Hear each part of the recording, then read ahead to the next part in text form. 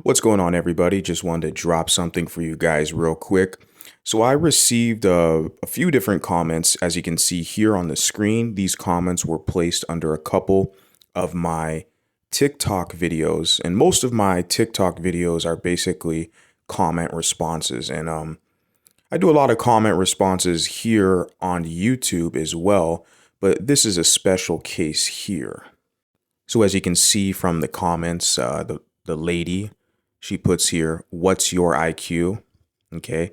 And then we could just initially say, looking at her name is Vel777, whatever. And then she puts another comment, "Nah." It's like no context. That's like the basis of her context, right?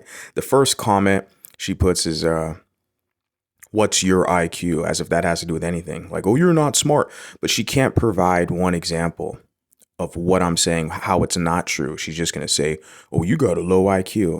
We'll see. Compared to a lot of these characters, I beg to differ. And then you can see the other comment she puts, "How can black people be systematically, name one example?" Now, I can name an example, particularly those of us who are biracial, okay, or multiracial, etc., depending on your kind of mixed configuration. If you have a black parent or a mixed parent and then a parent of another racial group, and you phenotypically have, presentable African features, okay? In United States of America, those of us who identify as that, mulatto, biracial, or multiracial, right? We are in the numerical minority amongst the black group in America. Now, the first argument or the defense that your opposition will make, they'll typically say, this is a Blackistan gaslighting tactic. They're going to say, "Well, all black people are mixed. We're all technically biracial." Okay. Having, less than 20% non-black admixture, okay, is not the same as someone like me who's 50-50 dual heritage, right? European African. It's not the same. Or someone, let's say, for instance, they're like multiracial. Say they have a mixed or a biracial parent that's black and white, and then their other parent is of another group, another configuration, like say they're Latino or they're Asian, so they'd be like multiracial, right? Like these groups, okay, biracial or multiracial, they're not the same, in my opinion, okay, as someone who is of the African American stock, who has, some droplets of European blood that goes all the way back to slavery, right? Basically the whole admixture concept. Like, because what they're trying to do is confuse the issue and muddy the waters. They're trying to say that just because of a lot of African Americans have minimal admixture, like I said, 20%, and in most cases, way less than 20%. 20% is like the higher case. That's not the same. I'm going to repeat myself. That's not the same as someone who's dual heritage 50-50, mulatto, right? So there has to be kind of a acknowledgement of that. Let's not, make things more confusing than it already is. So, and getting back to the point of how systematically oppressive, when those of us who are biracial, who look biracial, when we're in their group, we are the minority amongst their group. Now, what they often do, they, meaning the African American communitah, they will tell us that, "Oh, you're light skin," or "You're a light skin." They'll lump you in, they'll hoodwink you, to trick you, to make you think you're a part of their group, right? They'll say, "Oh, you're the light skin, you're a light skin." And they can make all these kind of stereotypes and assumptions based on you being light skin. That right there is a form of kind of mental oppression, if I can put it that way. I don't use the language oppressive. This is what this lady's put here, oppressive. I never said I was oppressed by these people. My whole position was, let's kind of get the hell away from a lot of them. And if those of them who are civilized and decent and they can meet us on our terms, see, we're taking power back, they can meet us where we want them to meet us, then we can negotiate and have an agreement. So this whole oppressive language, that's like liberal kind of talk. I'm not oppressed, okay, by the communitah. I simply distance myself, and it's working out fine for me. So I already just gave you one example, okay? I just blocked her over there, to be honest with you guys, because like I see, like the whole IQ and this crap. And also she put another comment about right here, the white mom. I'm going to get into that. But when I see comments like that, they're attacking your parents. Oh, your mom's white. Immediate block.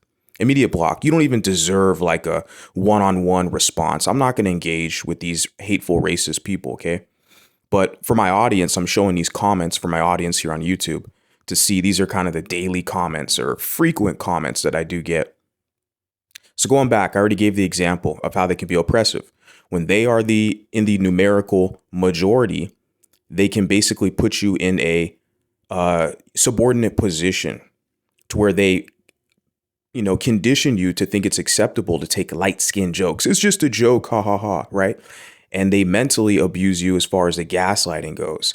If you're in their environments, I'm not in their environments. So I've never looked at myself as being oppressed by them, oppressed by any racial group in America, not in this country. So I don't, like I said, I don't use that language. But there's a lot of mulattoes, okay, a lot of multiracials who follow me, who support me, and they will agree that, yeah, there is a level of, if you want, she puts it, systematically oppressive, where they think in their communitah it's acceptable to bully light-skinned people. That's a form of oppression, okay? So there's more on that. We could talk more on that later. For those of you, my audience, if you guys want to leave a comment, give me some examples. I talked to a Dominican woman behind the scenes. She gave me a few examples, so shout out to her.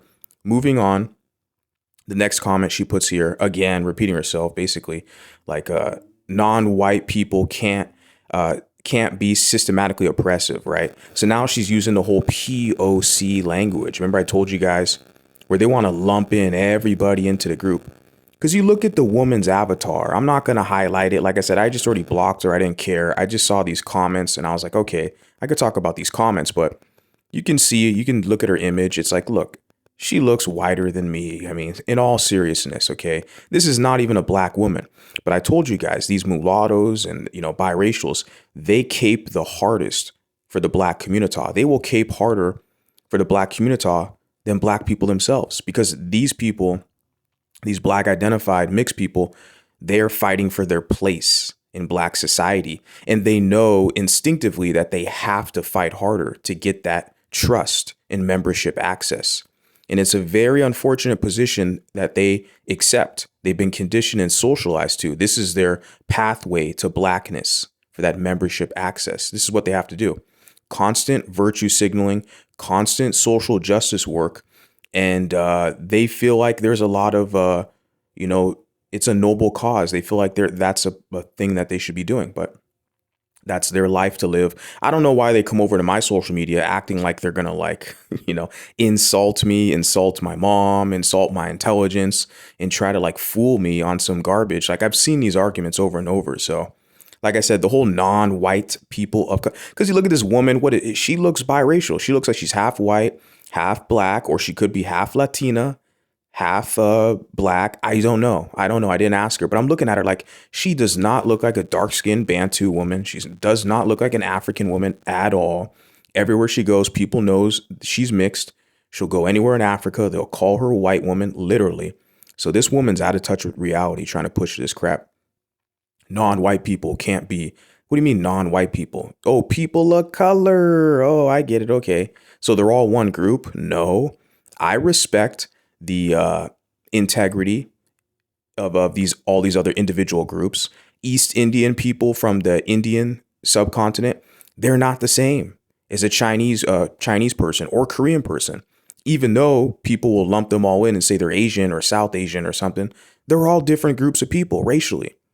Same thing with Latinos. Same thing with people from Iraq or people from Egypt. Okay, it's like there's so many different groups in this world that we have to respect their integrity as a group.